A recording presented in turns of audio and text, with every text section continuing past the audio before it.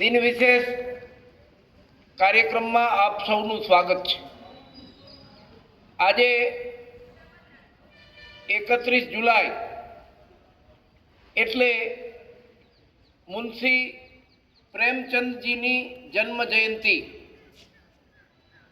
આધુનિક હિન્દી સાહિત્યના બહુ મોટા કવિ, નવલકથાકાર એવા મુનશી પ્રેમચંદજીનો જન્મ 31 જુલાઈ 1880માં કાશીની બાજુના એક શહેરમાં થયો હતો।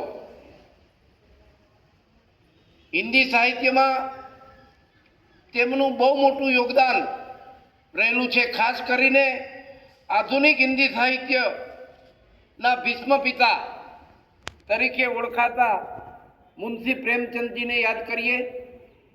તેઓ નવલકથા સમ્રાટ તરીકે પણ ઓળખાય છે। તેઓની કુલ 15 નવલકથા, 3000થી વધારે વાર્તાઓ, 3 નાટકો, 7 બાળ પુસ્તકો આજે પણ ખૂબ જ પ્રસિદ્ધ છે। હિન્દી સાહિત્યના ક્ષેત્રમાં જુદા જુદી યુનિવર્સિટીઓમાં પણ આજે મુનશી પ્રેમચંદજીની રચનાઓ અભ્યાસક્રમમાં પણ ભણાવાય છે। ખાસ કરીને સ્પર્ધાત્મક પરીક્ષાઓમાં એમની વિશિષ્ટ નવલકથાઓ કે જેમાં રૂઠી રાની, ગોદાન, નિર્મળા, કૃષ્ણ, વરદાન, કર્મભૂમિ, પ્રતિજ્ઞા, આ બધી જ તેમની નવલકથાઓ ખૂબ જ પ્રસિદ્ધ પામી છે। તેમની બધી જ વાર્તાઓ માનસરોવર ભાગ 1 થી 8માં એમની બધી જ વાર્તાઓ એ સંગ્રહાયેલી છે।